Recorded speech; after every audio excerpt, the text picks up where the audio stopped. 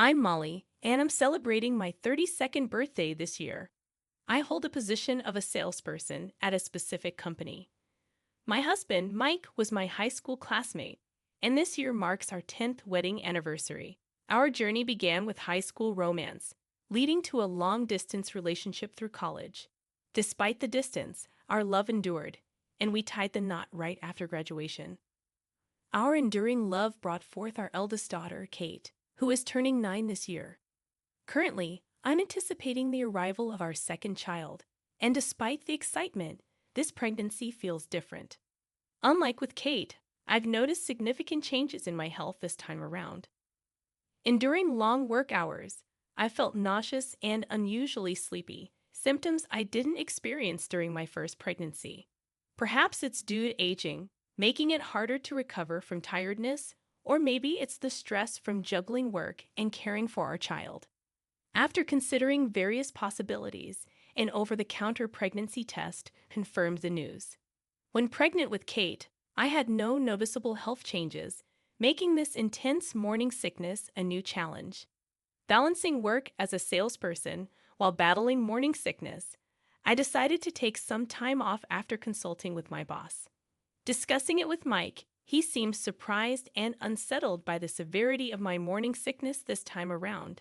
His memory of Kate's birth contrasted with the current situation, and he encouraged me to take a break from work. Hoping for improved health during my time off, I found the morning sickness persisting and even intensifying. Despite being at home, I struggled with daily tasks and spent most of my days in bed. Initially concerned, Mike's attitude has shifted, and he now appears frustrated with my condition. I sensed he might be thinking that since I'm not working, I should at least handle household chores. Unable to manage even simple tasks, I felt ashamed and sorry for Mike, who is busy with work. Mike's changed behavior is evident, as the warm morning hugs have turned into silent departures, with him often coming home late due to work-related overtime. My husband, Mike, is responsible for tasks like document preparation, data entry, and phone calls at his job. While overtime has always been part of his work, he reduced it after Kate's birth to spend more quality time with her. As dual income earners, we aimed to evenly divide chores, but recently he hasn't been helping much, and overtime has become consistent. The reduction in income due to my leave may have pushed Mike to strive harder at work for our family. He might prefer if I handle all the household chores. Despite understanding his perspective, with my severe morning sickness, meeting his expectations is challenging. One night, I gathered the courage to ask for his help, acknowledging his hard work and expressing my limitations due to morning sickness. Mike, displeased, insisted on the importance of him working overtime and asked me to take care of the house, disregarding my condition. I pleaded for his understanding and help, proposing that he come home a bit earlier to assist with chores. Mike raised his voice, expressing his frustration, and warned me about waking up Kate. I apologized repeatedly, trying to calm him down, but he retreated to our bedroom without listening. His unusual display of intense anger left me uneasy, suspecting there might be other concerns. The next morning, Mike left for work earlier than usual, seemingly avoiding me after the previous night's confrontation. Hurt by his rejection, I sighed and sat down, only to find Kate joining me. Kate, having overheard our conversation, expressed her shock at how her dad had acted. She found it terrible that he wouldn't even listen, considering my pregnancy and suffering from morning sickness, behaviors entirely unlike him. It was a frightening situation, and Kate, in a gesture of disbelief, spread her arms wide. She urged me to rest while expressing her regret for not helping with chores until then. From that morning on, Kate actively assisted with household chores. Having learned the tasks from a young age, I could confidently rely on her. It was heartening to witness my daughter's kindness blossoming. However, the strained relationship with my husband persisted. He consistently left home early and returned late, and our interactions dwindled. As the due date for our second child approached, my anxiety about our relationship grew. Just when I believed our bond was irreparable, Kate shared unexpected news one evening. With a pale face, she revealed that something was wrong but clarified that she wasn't hurt. Instead, she felt sick. Alarmed, I questioned her, and with tears welling up, Kate disclosed witnessing Dad and Abby's mom kissing on the way home from school. Abby was Kate's good friend who often visited our house. Overwhelmed with emotions, Kate sobbed into my chest. The man I thought was irreplaceable instantly became an object of hatred due to this affair. Fueled by anger and hurt, I vowed revenge and decided to gather evidence of my husband's infidelity. Despite my severe morning sickness, I initiated an investigation while my husband was away. To my dismay, I discovered numerous receipts for expensive brand name bags and accommodations that I had never seen before. The disrespect fueled my fury, and I was determined to expose the truth. Upon closer inspection, I realized these receipts raised questions about the source of the money for such lavish purchases. Gasping, I recalled something, and fueled by a burning desire to confirm the truth, managed to make my way to the bank despite being pregnant. I realized it had been a long time since I left the house, a rarity due to my persistent morning sickness. Feeling unwell, I braved the sunlight and arrived at the bank with trembling hands and nervousness, clutching my passbook. The reality I faced was one I wished to avoid. As I suspected, the expenses for Mike's frequent high-end purchases, like designer bags, were charged to our joint account. This alone fueled my anger, but the shock deepened when I discovered that despite claiming to work overtime, Mike's salary hadn't increased. His company, known for being employee-friendly, should have raised his salary with overtime hours. Yet, there was no change. It became evident that Mike's late returns were due to an affair with Abby's mother, not overtime as he claimed. Disappointed and in the midst of a challenging pregnancy, I was left deeply hurt. One evening, as Mike bathed, I bravely seized his smartphone. My hands trembled with tension as I unlocked it, taking advantage of his assumption that my morning sickness had made me less vigilant. In the chat app, I found clear exchanges confirming the affair with Abby's mother. Mike, I told my wife I have overtime so we can meet tonight. Abby's mother, really? Can we meet tonight? I can't wait to see you. Their chat was filled with embarrassing heart emojis. While such betrayal might have driven someone with strong affection to madness, my feelings had changed, allowing me to calmly focus on gathering evidence. Inspecting recent text messages, I discovered plans for a week-long trip, starting from the weekend, intended for various hikes. Unaware of this trip, my husband had made no mention. Curious about the excuse he would give on the day of the trip, I patiently waited. Finally, the morning of the trip arrived. Despite it being a holiday, Mike was busy with preparations from early morning. Me, good morning. What's got you so busy this early?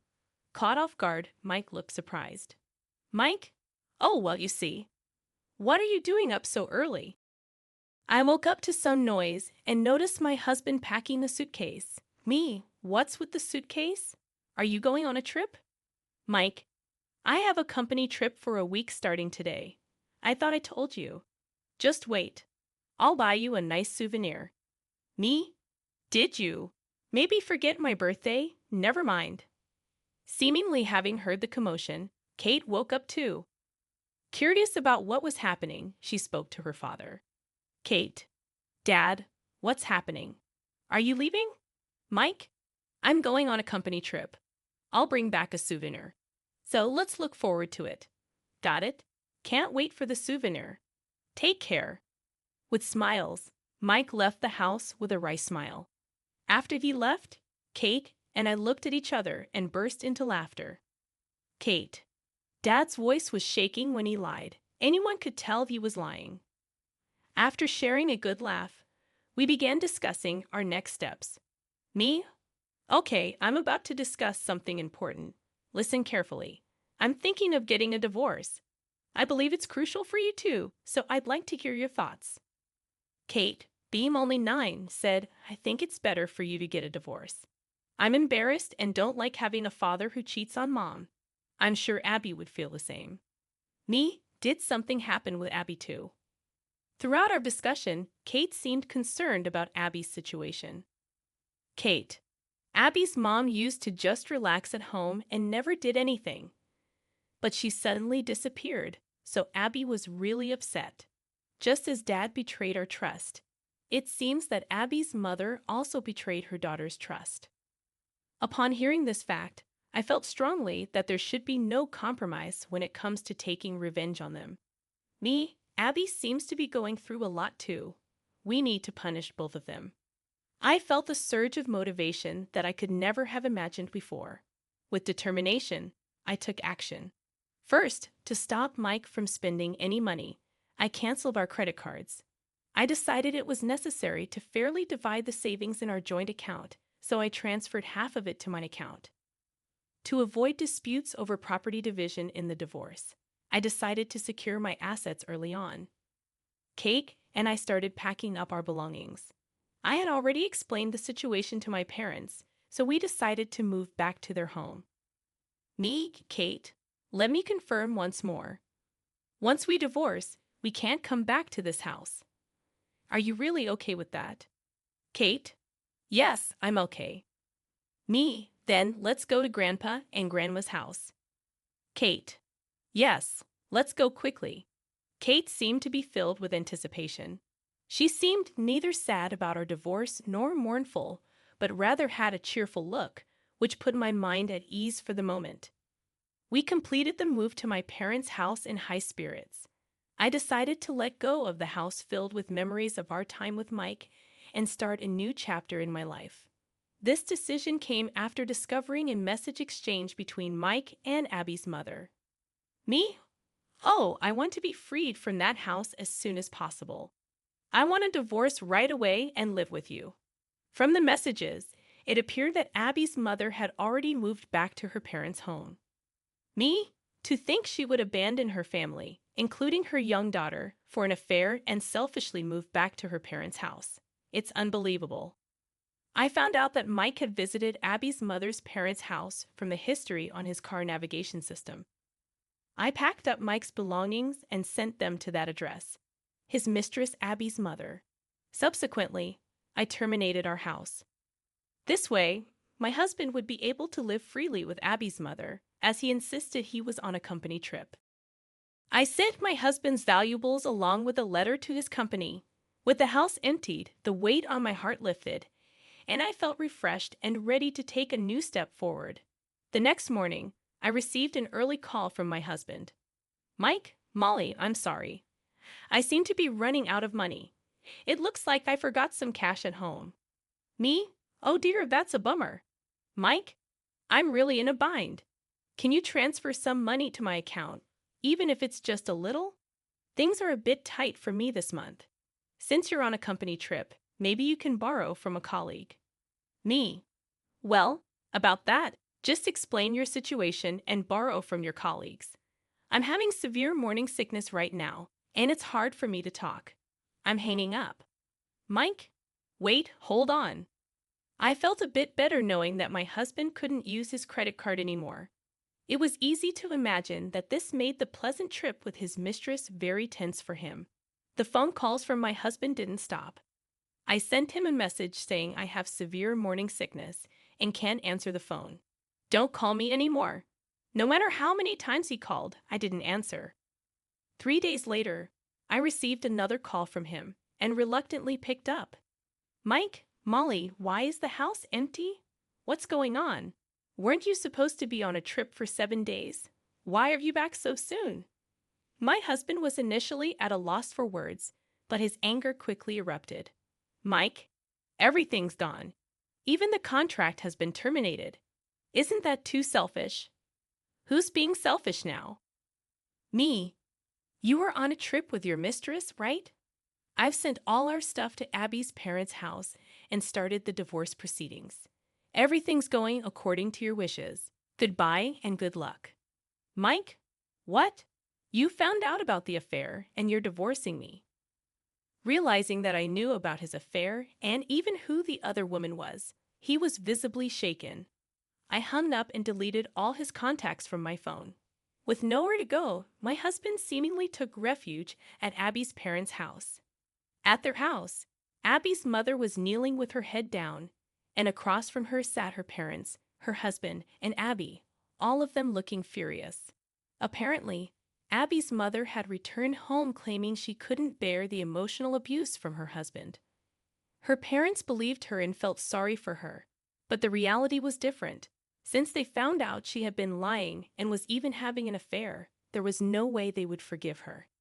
Abby's mother and my husband were both severely reprimanded, made to sign divorce papers in front of everyone, and forced to pay compensation.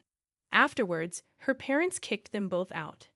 Since returning to my parents' home, Kate and I have been living freely. My worries disappeared, my morning sickness subsided, allowing me to return to work after my maternity leave was finished. Every day, Kate seems to enjoy playing with her grandparents after returning from school. The divorce proceedings went smoothly thanks to the support of my lawyer. Of course, I had ample evidence which allowed the divorce to proceed in my favor. In order to secure my ex-husband's income, I demanded both compensation and child support payments and sent a letter to his company asking them not to let him resign. His boss, a married man with children, saw the letter and was furious. He negotiated with the company to deduct compensation and child support payments from my ex-husband's salary. With this boss always keeping a close eye on my ex-husband's actions, even if he faced any challenges at work, it seems unlikely he will be able to quit his job that easily. My ex-husband is financially struggling because he spent too much money on his mistress's lavish lifestyle. On top of that, having lost his home, he is forced to live in a cheap company dorm, making it hard for him to quit his job easily. And Abby and her father have now found peace. Abby has accepted her parents' divorce and seems to smile more compared to before. She told Kate that she genuinely enjoys living with her father. Knowing that Abby is living a happy life brought genuine relief to my heart. Soon after I gave birth to a lovely baby boy, the fact that my ex-husband can't hold my beloved son in his arms shows how stupid he was. When Kate saw her adorable brother, she cheered and delighted. I looked at both my beloved daughter and son's faces and vowed in my heart to raise both of them well.